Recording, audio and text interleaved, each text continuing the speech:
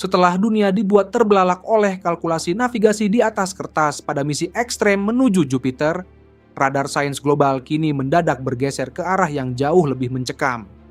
Target kita kali ini berada di balik kemegahan cincin Saturnus, sebuah bulan kecil yang seluruh permukaannya terkunci oleh es abadi sedalam puluhan kilometer, bernama Enceladus. Di atas kertas, dunia ini seharusnya menjadi kuburan es yang mati dan sunyi. Namun, apa yang baru saja dikonfirmasi oleh NASA telah menjungkirbalikkan semua hukum astronomi yang kita ketahui.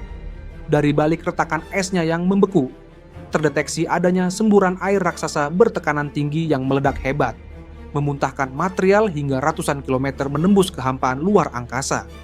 Peristiwa ini seketika memicu kepanikan di ruang kontrol laboratorium bumi. Mengapa? Karena analisis awal menunjukkan bahwa semburan masif ini bukan sekadar air biasa, melainkan sebuah subkimia organik kompleks yang sangat beracun bagi manusia, namun sekaligus menjadi bahan baku mutlak bagi terciptanya makhluk hidup. Kita mengira kita hanya sedang meneliti bongkahan batu es raksasa, namun NASA menyadari bahwa mereka justru baru saja menemukan sebuah samudra purba yang bernapas di dalam kegelapan. Sebuah penemuan suci yang kini berubah menjadi dilema moral paling mengerikan.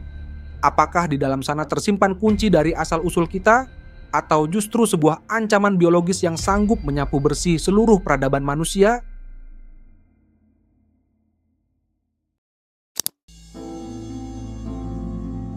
Untuk membongkar apa yang sebenarnya terjadi di balik dinding es Enceladus, NASA terpaksa mengambil keputusan paling berisiko dalam sejarah eksplorasi modern. Mereka tidak bisa hanya diam dan memandangi semburan misterius itu dari kejauhan menggunakan teleskop. Jawabannya hanya satu: kita harus masuk ke dalam semburan tersebut.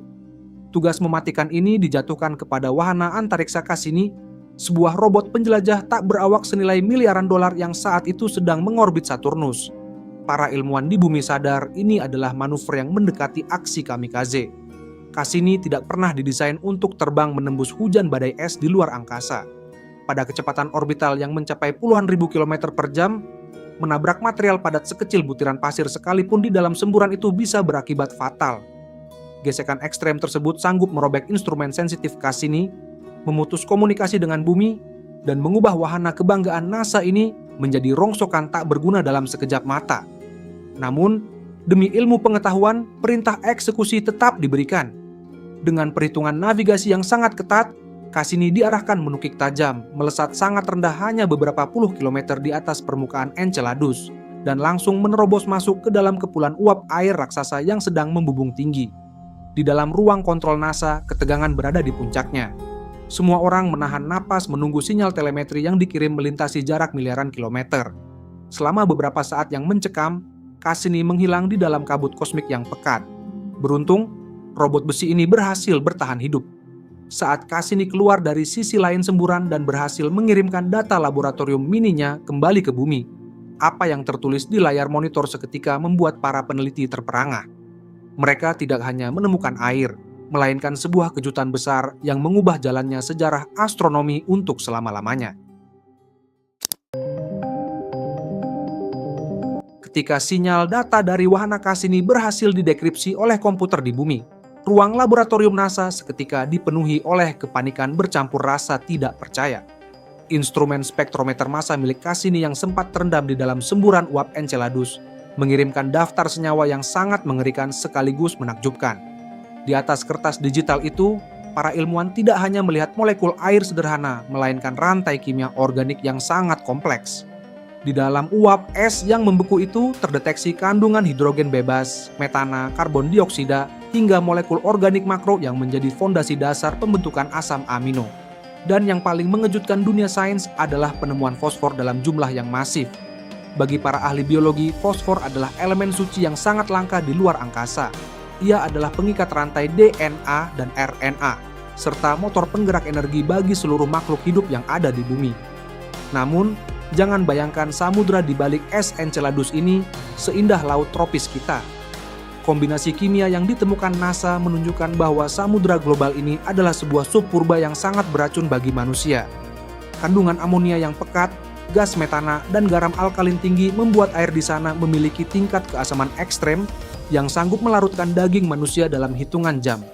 Bagi peradaban kita, Lautan Enceladus adalah racun yang mematikan. Namun, bagi skenario evolusi, ini adalah lingkungan yang sangat sempurna. Formula kimia yang terdeteksi di bulan Saturnus ini adalah duplikasi sempurna dari kondisi bumi miliaran tahun lalu, sebelum kehidupan pertama merangkak keluar dari lautan. Penemuan ini meruntuhkan dogma lama astronomi. Kehidupan ternyata tidak membutuhkan zona nyaman seperti bumi untuk bisa tercipta. Ia hanya butuh kegelapan, air, dan kombinasi kimia yang tepat.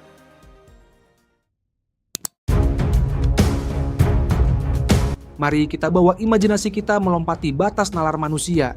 Jika kita bisa menembus kerak es Enceladus yang memiliki ketebalan hingga 40 km, kita tidak akan menemukan dunia yang membeku dan mati.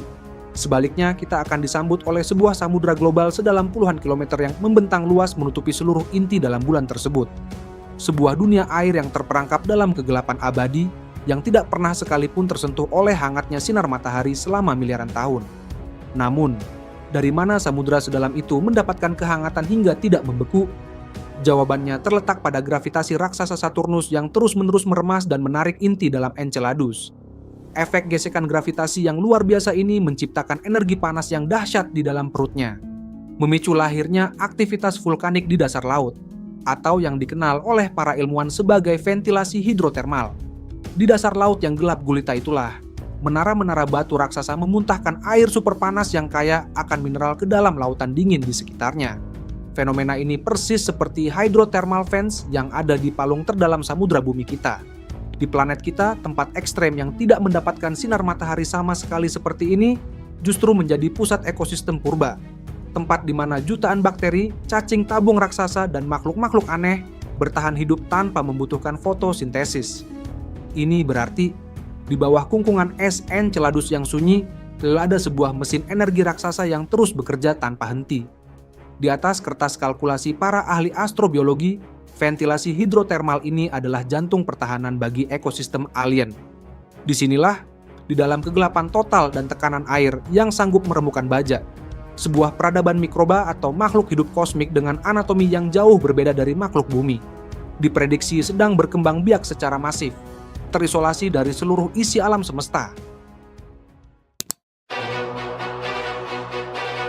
Mengetahui adanya samudra hangat yang bernapas di balik es Enceladus membuat para petinggi NASA kini didera ketakutan yang luar biasa.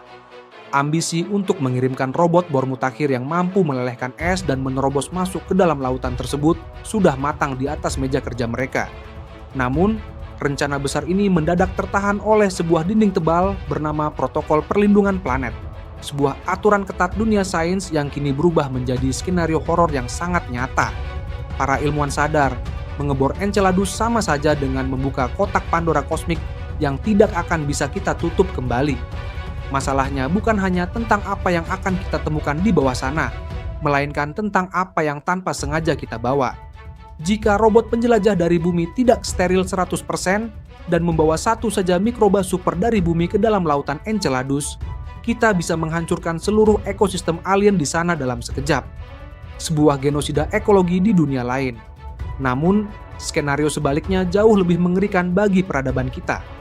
Di dalam suborganik beracun yang telah terisolasi selama miliaran tahun itu, hukum evolusi berjalan di jalur yang sama sekali berbeda.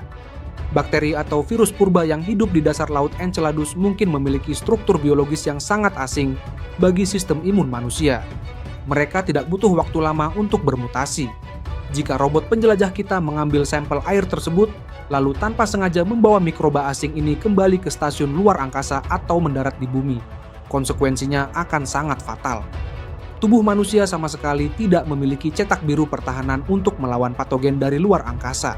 Satu tetes air dari bulan Saturnus ini sanggup melumpuhkan sistem kekebalan tubuh para astronot dalam hitungan hari, memicu wabah baru yang tidak memiliki obat, dan berpotensi menyapu bersih kehidupan di planet kita sendiri.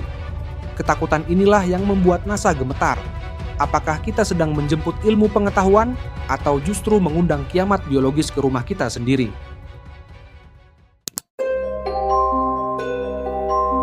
Enceladus kini berdiri kokoh di kegelapan kosmik, bukan lagi sekadar sebagai satelit alami Saturnus yang dingin, melainkan sebagai sebuah monumen peringatan.